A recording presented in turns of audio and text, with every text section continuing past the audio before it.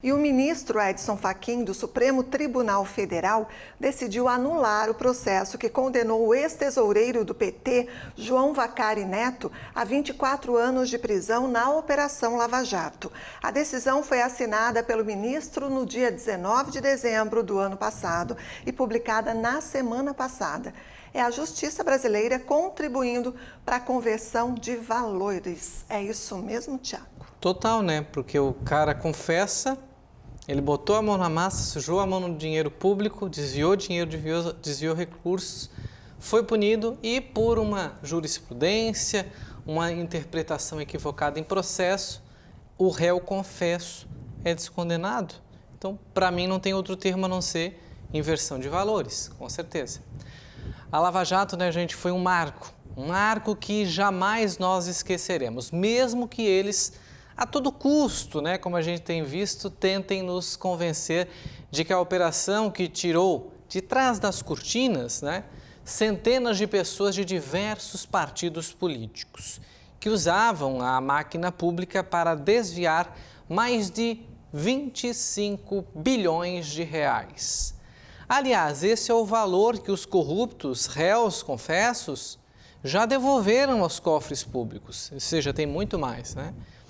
Agora, com as descondenações, muitos deles que confessaram na época, colocaram a mão no dinheiro do pagador de impostos, o meu, o seu, o nosso dinheiro, como eu sempre digo aqui, vão até entrar em ação contra o Estado. Parece que eles só vivem assim, com o dinheiro dos outros, dinheiro que não é deles, e não aprendem.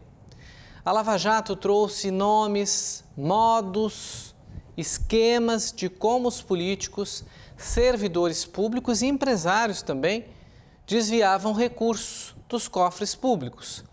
Ela revelou que no Brasil, para se manterem no poder, e conseguiram, Lula 8, Dilma 6 anos no poder, era preciso criar aquele que foi o maior esquema de corrupção que fez Caixa 2, para que o TSE, esse mesmo que caçou Bolsonaro, sequer puniu essas siglas que foram beneficiadas com dinheiro sujo. Sim, dinheiro roubado, não era deles. E nem poderia, né, usar o dinheiro para a campanha, mas a Lava Jato revelou isso, tão puro como essa luz que está me iluminando aqui agora.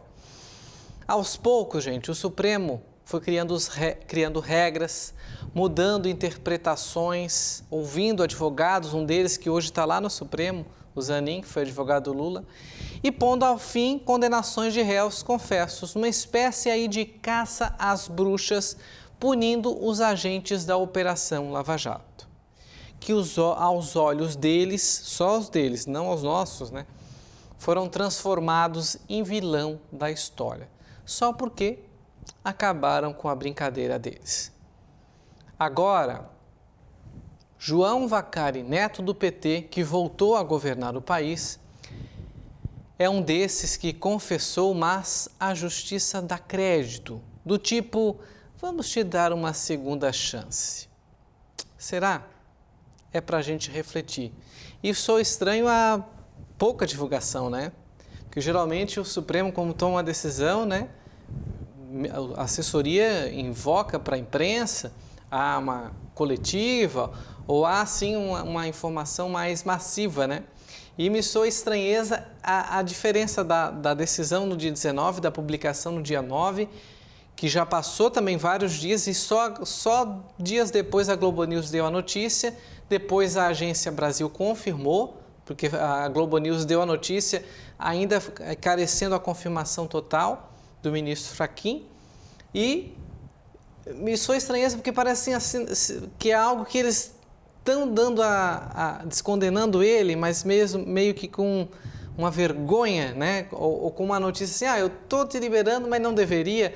Sei lá, me soa muito estranho o fato de não ter se dado a publicidade devida, como o Supremo sempre dá para qualquer um dos seus atos, seja você contra ou a favor, né?